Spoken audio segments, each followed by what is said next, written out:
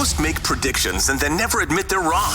Yeah, that's not Mackie and Judd. This is the place where we just totally own our horrible predictions. Write this down. And eat them for breakfast, lunch, and dinner.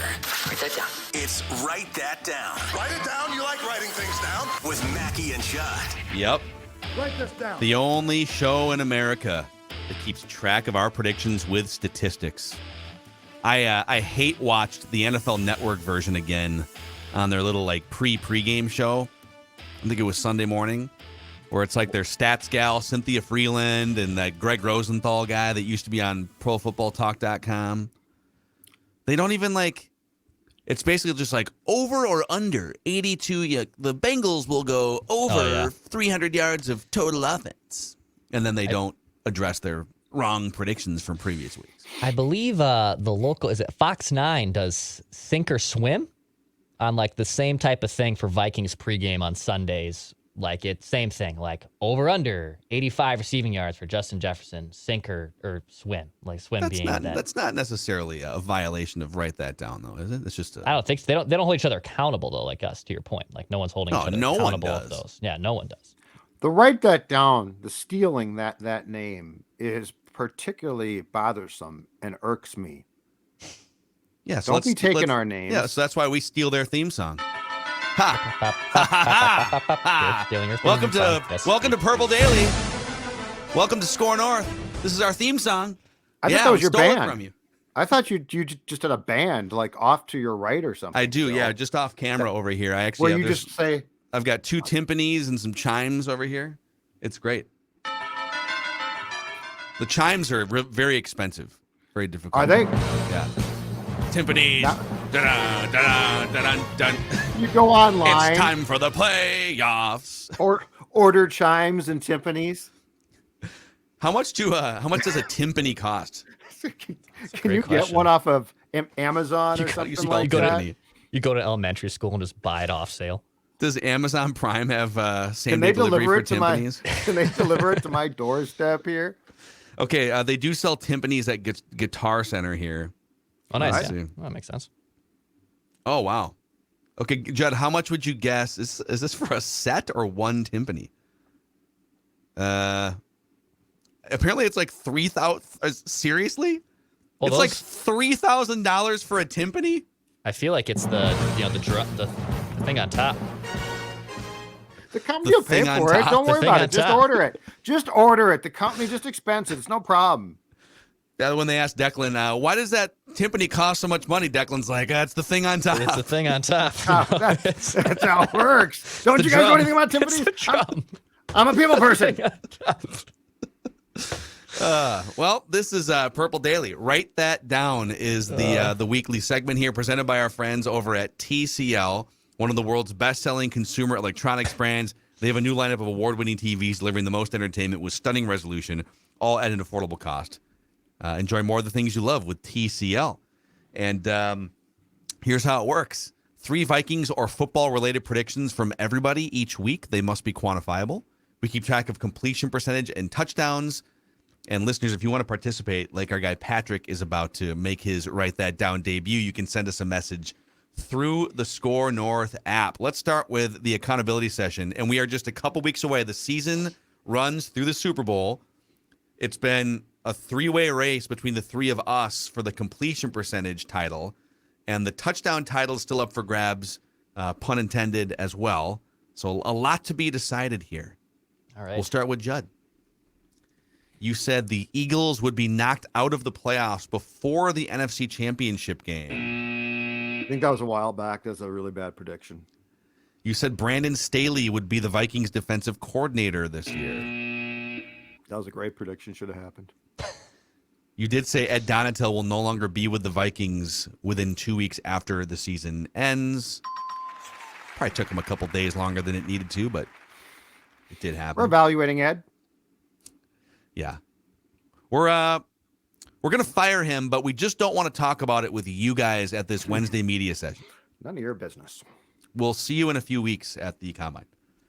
All right, I told you guys when the Niners were 1 game over 500, I believe it was, that they would play in the NFC Championship game Very nice. A little red zone touchdown there for old Macadek. Drove the ball downfield is what you did. Yep.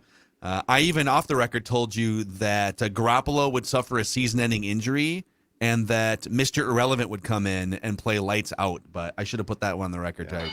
I remember that well. Could have been even more of a touchdown. Listeners, Lacey said Kirk Cousins will have his worst statistical year in terms of passer rating, but his best team success yet. Most wins as a Vikings quarterback, which was true, and at least 2 playoff wins. Oh, man. Oh, dude. He had all of it, right? All of it until the playoff wins. 2 playoff wins is a lot. That is doubling. Oh. Because that's at least NFC Championship game. Yep. Yikes. Cody said Ed Donatil will be interviewed for a head coaching job this upcoming offseason. If it happens, we'll revisit. Don't think that's going to happen. Brian said he had a Judd prediction last week. Yep. On the show. It came off the board on the show that Judd would say wave the flag by the end of the podcast. So it's a touchdown for Brian. Now, I was baited a little bit by Phil Mack. No, you just got excited. Into this. You just got excited. No, you baited me. You baited me. All right, I baited you a little bit. Declan had a nice week here. You said Daniel Jones would post a passer rating of no higher than 80. I think it was like 53 or something. Pretty good. That's close to a touchdown, but he also had like 6 other games below 80 this season. Like, kind of happens fairly frequently for him. He was a Pro Bowler against the Vikings. I don't know what you're talking about. Yeah, if you just watched him against the Vikings, this would absolutely be a touchdown for Declan, but you can fight it if you want to. No? No. Okay. I'm not going to fight this, no. You said Josh Allen would throw an interception or fumble in the fourth quarter against the Bengals. I didn't put it on the screen here, but this was a touchdown. Nice work. Yeah, he threw, I mean, the game was already over, but he threw another back-breaking pick late in the fourth quarter to seal that game. And then Stephon Diggs yelled at him. And you said the Bengals would beat the Bills and the Chiefs would beat the Jaguars. So a little 3-for-3 week for Dex, which brings him up to 15 touchdowns and just 0.4 percentage points behind Judd. 36.5% completions for Judd, 36.1 for Declan. I'm up to 34.1. Listeners at 20.6. What a race. I have 19 tuds to Declan's 15. Judd and the listeners tied with 11 tuds apiece. So there you go. Not to be confused with Judd's. Let's get our guy in here, Patrick, making his debut on Write That Down. He says this is the first time on a podcast, and he has a paralyzing fear of public speaking here. So if he just like short circuits, you'll he's shaking nervous. What's going on, man? Thanks for coming on. Pat, you're muted. You just he's muted. He's muted on the side. Did I just see a can of Shirley there? Didn't want to ruin anything, so I muted myself earlier. Just wanted to make sure you guys knew it's not a surly, but it would make me feel a little bit better. Maybe we can get him some surly here too. It looks close though. I like the red can. So when, Patrick, did you become a suffering Vikings fan? I'm from Fargo, North Dakota. It's on the border of Minnesota. I don't know if you guys are familiar, but just grew up Minnesota sports guy. Vikes, Twins, Wild, T-Wolves. It's my thing. I'm a degenerate. Yeah. So what jersey are we rocking here? We got the brand new. The Hawks. Oh, dude. A little color rush. Let's go. I love the That's color rush. nice. And I love the hat. Man. Thank you. That's a great old school hat. That's an OG. Yeah. Yes. OG, yeah. None of this new straight bill crap with the big, thing. That's perfect. These newfangled hats. Get off my lawn. Wow. Straight proud of bills. Yes. I like all your guys' Viking gear as well. Looks good. Judd only wears sponsored gear. He is like a NASCAR. He only I'm wears a Surly's, NASCAR Park driver. Tavern. Yep. Can we get some Nutrisource hoodies? I think Judd would probably wear anything. Finch Home Solutions, maybe. A Finch Home Solutions hoodie. Yep. They Let's got make it happen. hats. Nice hats. So we're going to start. We're going to go around the room 3 times. We'll start with Patrick, over to Judd, Declan, back to me. The predictions must be football or show related. Those are the only real rules here. So what's your first prediction, Patrick? I got a little Philly special, little Eagles parlay. Okay. Let me know if this is a touchdown. So obviously the completion percentage, listeners are out of it, right? It's just bold predictions on bold predictions every week with the listeners. So we got to get at least a couple touchdowns here. So I'm pretty much just going straight for touchdowns. Eagles win and cover the spread versus the Niners. Then they have to be favorites in the Super Bowl and win and cover the spread. I don't know if that's those. I think those for that all together, because you're predicting straight up and spread, right? Because it's win, and if they're favorites, it would be cover spread. So I think. So you're saying win this weekend and then win the Super Bowl and cover spread? Is that what you're saying? Cover the spread this week against the Niners and win the Super Bowl and cover the spread in both games. Yeah. Okay. It's going to be an uphill grind for a rookie Brock Purdy going into Philadelphia, I feel like, this week. Oh, God, yeah. So. Yeah. Niners defense. That's the key. They're going to have to turn the ball over. Sudden change.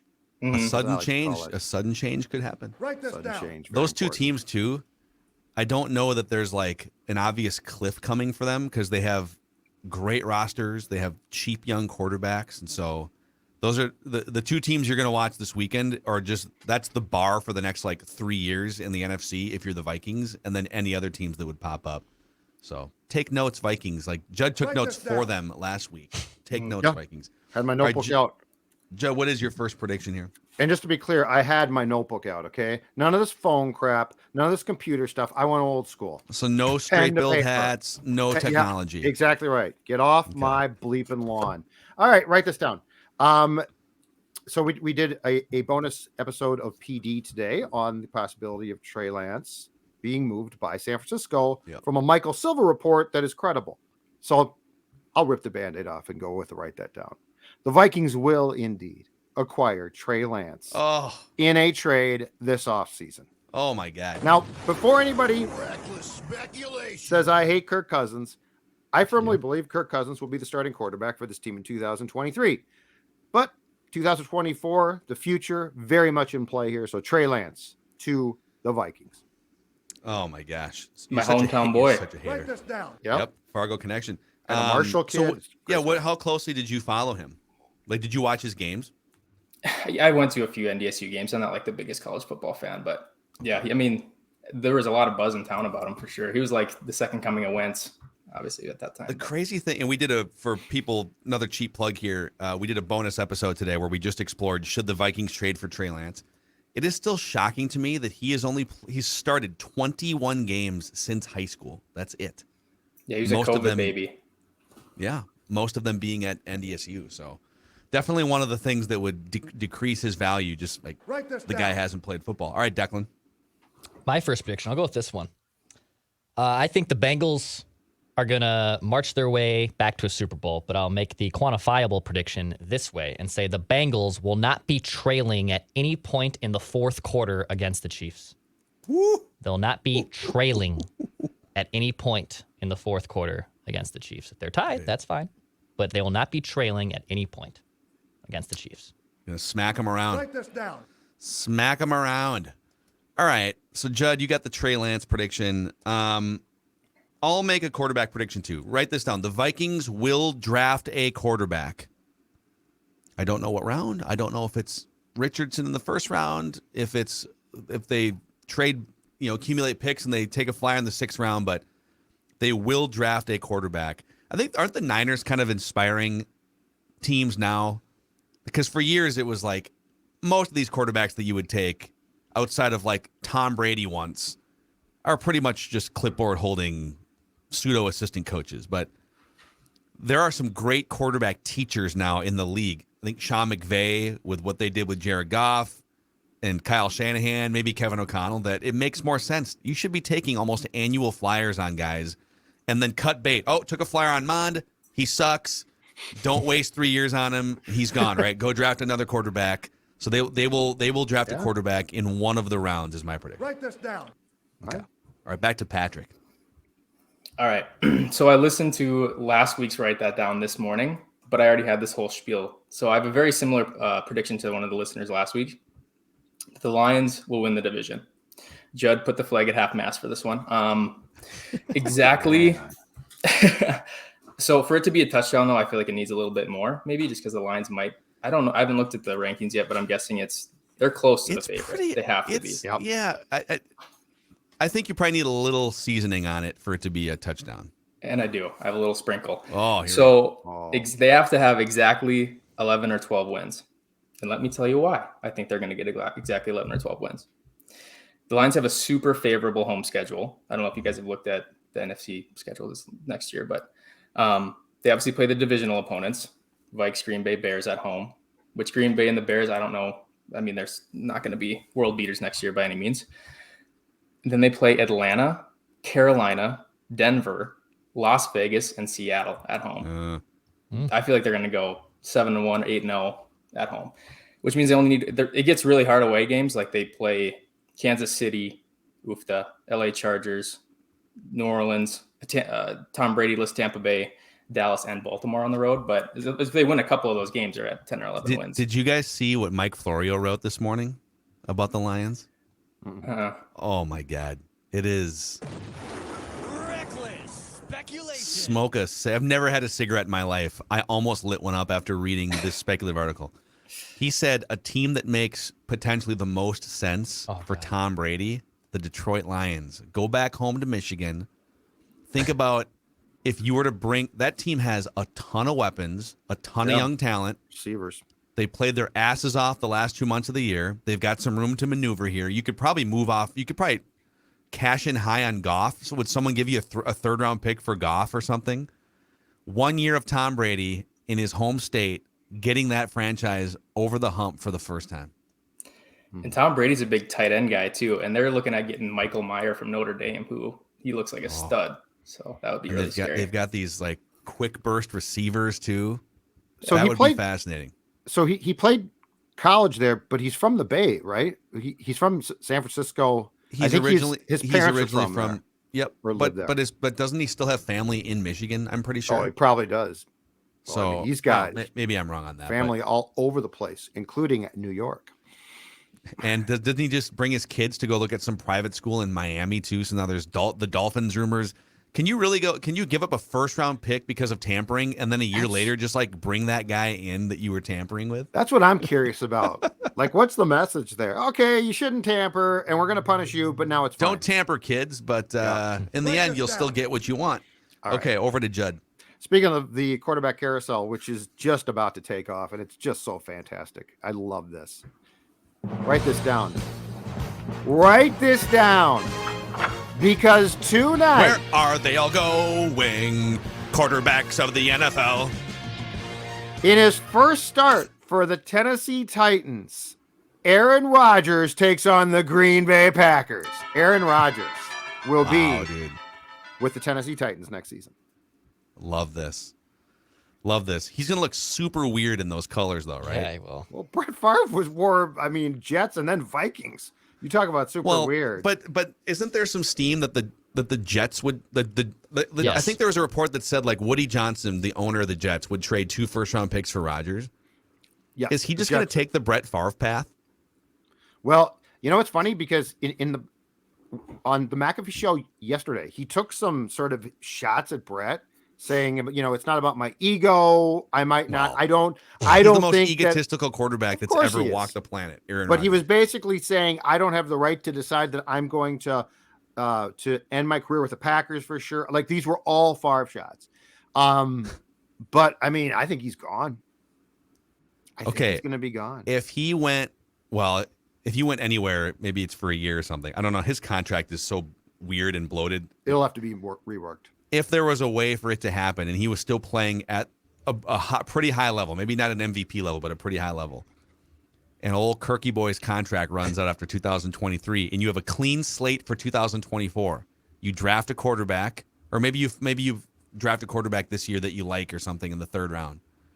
Would you be on board for 1 year of a 40-year-old Aaron Rodgers? No, I'm done. 1 year. Yeah, I'm done. I can't take. Favre was off his rocker, but he was a fun football player. And I mean, that guy Rodgers kind of drags everyone down, man. Yes, exactly.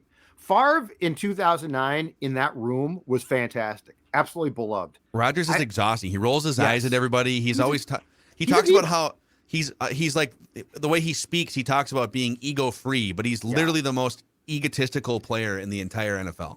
I don't think he's likable. I would be curious to see an Aaron Rodgers revenge tour in purple, but Of course you would. anyhow, okay, we're back over to Declan here. All right, write this down. I think this is enough for a touchdown. You guys tell me if not. Jalen Hurts will account for the best passer rating or QBR of the 4 starting quarterbacks this weekend. So either in passer rating or QBR, he will have the best figure. Either or. Okay. He'll have the best of the you're 4. tapping into 2 categories. It's probably not tough. a touchdown, but it is a perfectly acceptable prediction. Did you say you think so? I think it's very close. I think it's very close to a touchdown because, I mean, it's Mahomes, it's Burrow. Yeah, it's also Jalen Hurts is also awesome, and it's 2 categories that you're. If you said one specific category, I think it would be a touchdown. It's Hurts. Well, here's where I will side with Dex a bit. It's Hurts against a defense that's absolutely outstanding. Okay. Like if he was going against the Giants, Don't have to twist my arm. like if he's going against the Giants, I'm out on touchdown. But San Francisco, if San Francisco wins this game, it's because of their defense. Let's get all right. It's a touchdown. If it happens, it's a touchdown. So QBR or passer rating. All right. Write this down. You want me to? Yep. Write this down, and you tell me if this is a touchdown. I'm going to give you the Super Bowl winner right here, right now. Leaning closely. The Cincinnati Bengals win their first Super Bowl. Yep, Joey touchdown. Burrow. It's a touchdown. Okay. They're gonna go out on the road and they're gonna beat the Chiefs, and then they're gonna beat whoever the NFC puts in front of them. All 4 of these teams are juggernauts, by the way. Just beastly football teams. Good thing the Vikings get to play all 4 of them next season. They do. Oh my gosh. Brutal. Write this down. Got to beat the best to be the best. Mm-hmm. All right, Patrick, what's your third and final prediction? The Vikings have hurt me so much in my life, I can't give a positive Viking prediction. But number 3, Judd, keep the flag at half mast, please. Again? Kirk Cousins, I don't think he's ever missed a game with injury, correct? No, The COVID one thing. for COVID, one just end of the season, rest for the playoffs, right? Okay. Well, yeah, okay. So he took a lot of big hits this year, right? We were lucky he didn't miss any games, honestly, even just with like a concussion or something. Mm-hmm. My prediction, write this down, Kirk Cousins, with all the big hits he took last year, miss 2 or more games next year due to injury. Yeah. You really have been hurt. Not just by the Vikings. You should, It's true. Twins. Oh, there's a whole. Oh, I thought you were going to talk about your sports personal life too. You should see my family. The women, oh my God. They're just heartbroken. Well, that's why the sports dad is here to offer advice as needed to his sports children. Yes. Pro bono, first session. Well, Patrick, great job here on your first ever Write That Down appearance. Since you've got this life-changing platform on Purple Daily, is there anyone you'd like to thank that helped you get here? I thank my girlfriend for letting me watch all the football I want. She's great. Lets me golf as much as I want. She's awesome. My Murphy family crew. We have a text group that we talk Vikings pretty much every day. And my stepdad for bringing me to games as a kid. That's pretty much it. Awesome, man. There he is, Patrick. Thank you guys as well. Bringing the great predictions. Good luck with your predictions, and we'll do it again sometime, all right? Thanks, guys. All right. Guest listener predictor, Patrick. All right, Judd, bring us home here. What's your final prediction? So she lets him golf and watch as much football as he wants. I would suggest marrying her tomorrow. What do you think I did? Say that's my life as well. I love it. Put a ring on it. Great. Well, I hope Be things paying don't for it change for a once it's while, done. like I am. But that's Yep. cross You know, that the bridge. idea of like paying a lot of money for a ring is such a weird societal norm, isn't it? It is weird. Yes. I mean, Okay, what if we just go on a great trip or something Well, instead? You And know? it doesn't go both ways. I mean, look at this thing. Like, right? this is like from a Cracker Jack box. Let's, be honest. That was your choice. It's you like know? Don went to the Perkins wishing well back in the day and got this thing, and then I'm expected to shell out. The Perkins wishing well. Oh man. At least I'm going to take my dad's ring and just resize it, so I have to get a new wedding band at least. I don't have to pay for a wedding Well, that's band. nice. Because now you're talking about 2 rings, right? I'm talking about her ring. I'm talking about my ring. So I at least that's one less purchase I have to worry about Good for you. when I do tie the knot. Good for you. Anyhow. All right. Wedding Next day. prediction for me. Write this down. I am going. Write this down. So I agree with Phil's prediction about the Bengals being the Super Bowl champions, but write this down instead. Joe Burrow will be the Super Bowl MVP. Okay. So I guess that insinuates that It's even more of a for that touchdown. to take place, that the Bengals have won the Super Bowl. But Joe Burrow, Super Bowl MVP. Yeah. Yep, that's even more Write this down. more of a touchdown than mine. Okay, Dex. All right, so I told you guys last week that I wanted to get out some like Super Bowl and Pro Bowl games related predictions. I'm going to save the Pro Bowl games because I'll hopefully know more information for next week with all the hilarious things they're doing. But write this down instead for Super Bowl Sunday. There will be a new Progressive Insurance Becoming Your Parents commercial debuted on Super Bowl Sunday. So one we have not seen yet. Which, like, So it's got to be a Becoming Your Parents specific and Becoming campaign. Your Parents. Yes. Do you have intel on this, or is I this do just not. This is more me willing this in because I love these commercials. They are funny, hysterical. Because I am becoming my parents with random things like traffic or things that I point out. My fiance laughs at me constantly. She's like, "You're not even a dad, and you are acting like a dad in so many situations." What was wrong with that voicemail that he left there? He didn't say the time twice. You got to repeat the time. Nope. You should not leave voicemails. That was the problem with the voicemail. Those commercials are amazing. Write this down. I love it. Okay, write this down. At some point, so we're going to get you Mel Kiper's mock here in a brief moment. At some point, either Mel Kiper or Todd McShay will mock a quarterback to the Vikings in the first round between now and the draft. They will. I don't know how it will happen if, like, after the combine, maybe Richardson falls or McKee rises or something or whatever. But one of those two, the Todd father or the Godfather of mock, will mock a quarterback to the Vikings at some point. Let's see here. He's been tweeting. Okay, I haven't heard from Todd McShay. I feel like I know he's taken time off before for his own personal reasons, but he is tweeting, so he's around. I'm excited for the first. I think he's okay now, right? Father. Yeah. I mean, he's working. Came back. Yeah. He's going through some stuff. I don't know. The deal is there, but they've also brought in 2 or 3 other draft experts and stuff. It's gone from McShay being the future of face to Kiper not leaving. And Mel won't brought leave. In a couple other guys. Mel will not leave. It's so very crystal clear that Mel's like, I'm not going anywhere until that head of hair just disintegrates into the ether. He's going to be on if camera. Mel goes bald, would Mel be kept on board? He should shave his head at some point just to shock America. Whoa, what's this guy doing? Speaking of shocking America, Judge shocked America by losing 40 pounds about a year and a half ago and kept it off before we get to the Kiper mock here. And that is thanks to our friends at Livia Weight Control Centers. And yes, I said weight control. I didn't say diet because this is not a quick fix. And the best part about it is once you lose the weight, your friends are going to help you keep that weight off. So this is a program that works. It's a lifestyle change, but you know what? The weight comes off easily. And the best part about it is it sets you up for future success. And that is what diets don't do. Weight control, that's a different story. And right now, you can get the Judd offer, which is this 50% off the program. So if you call up now or go online, just tell them that Judd from Score North, aka the Sports Dad, told you that you want to be the latest person from the PD family to have success with this program. 855-GO-LIVIA, livia.com, livea.com. That is your first step towards weight loss that's going to have you feeling great for a long time. Livia.com. Also, hello to our friends at Federated Mutual Insurance Company.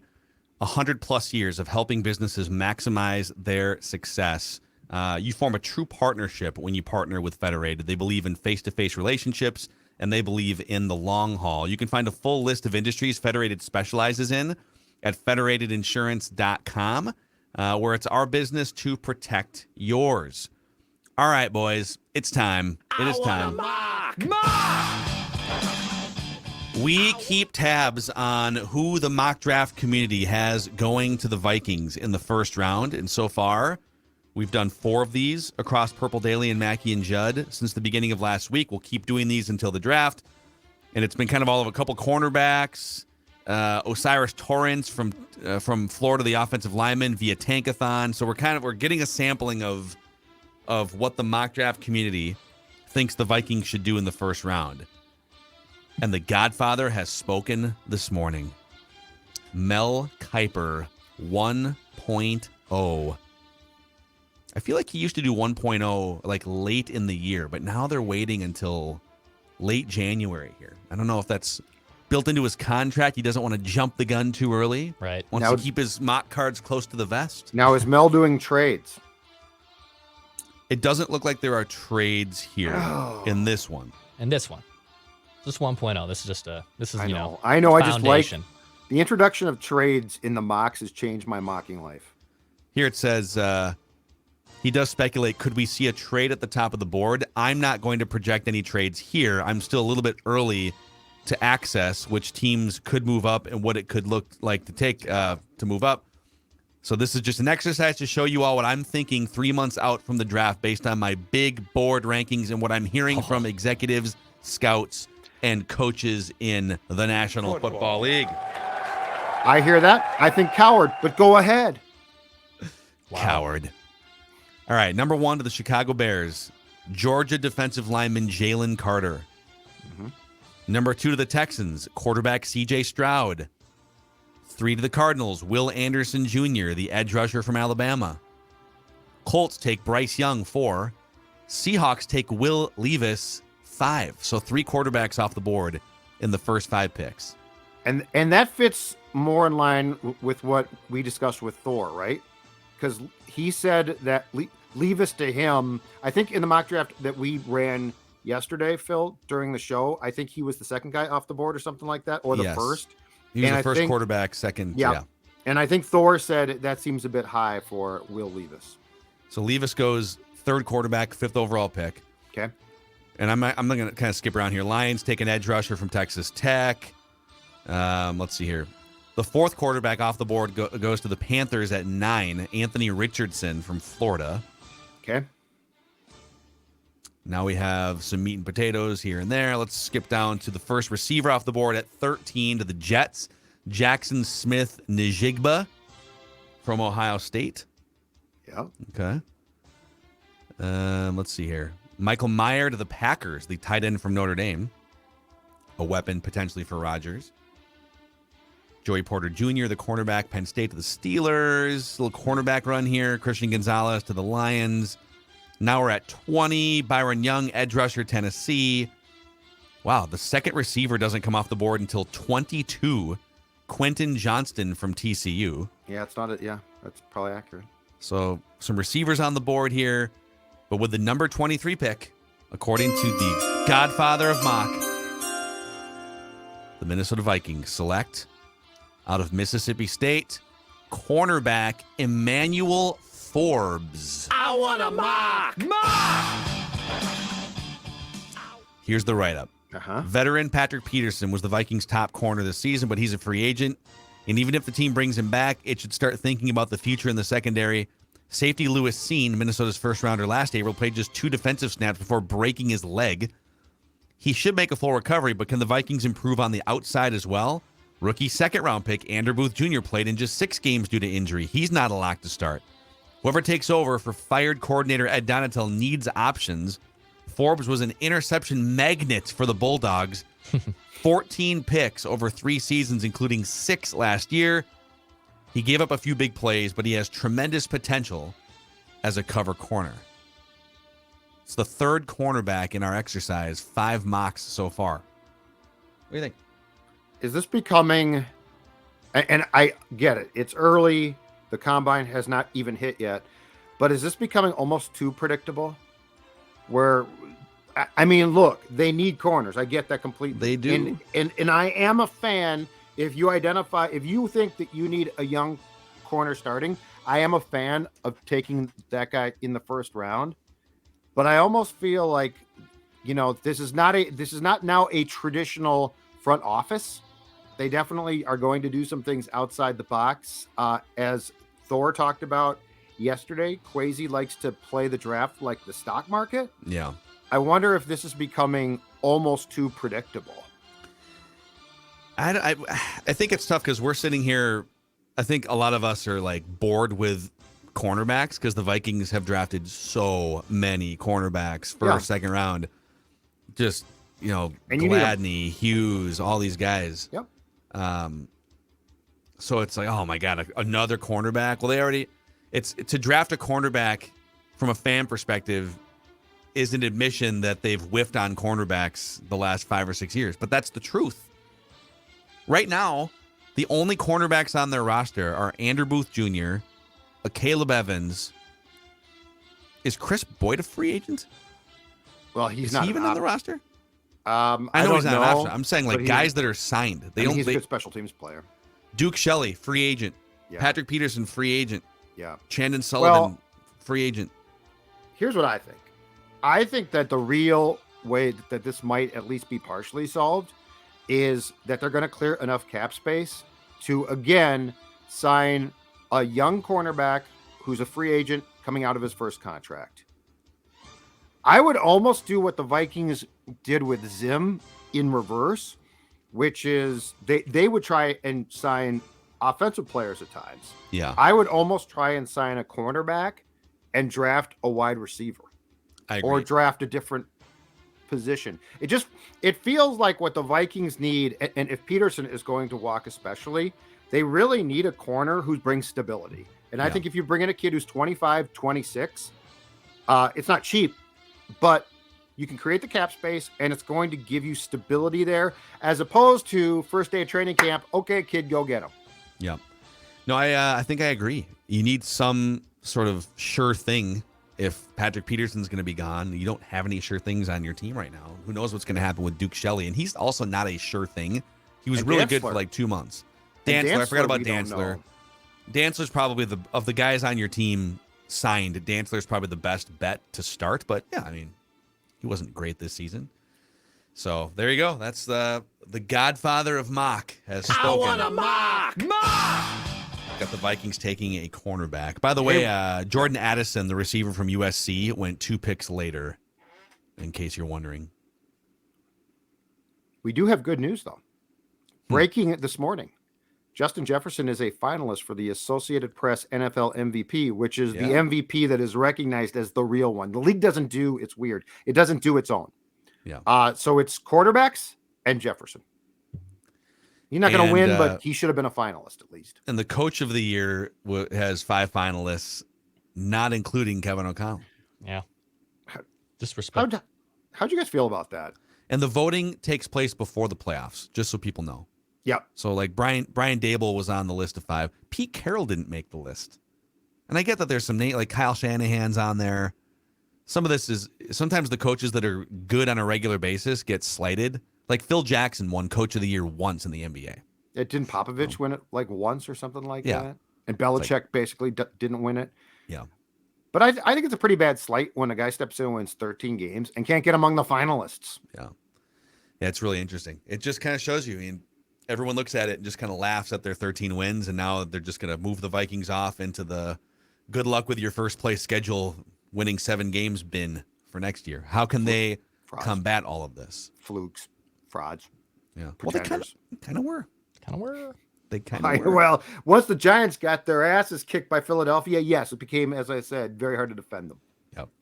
All right, guys, that is a wrap on today's episode of Purple Daily. Bonus episode. We're giving you a couple bonus episodes here and there during this very fun, speculative part of the offseason. So if you're wondering whether the Vikings should trade for Trey Lance, we did like a half hour on that. Also today, you can find that Purple Daily YouTube channel, Purple Daily podcast feed, and we'll see you guys tomorrow.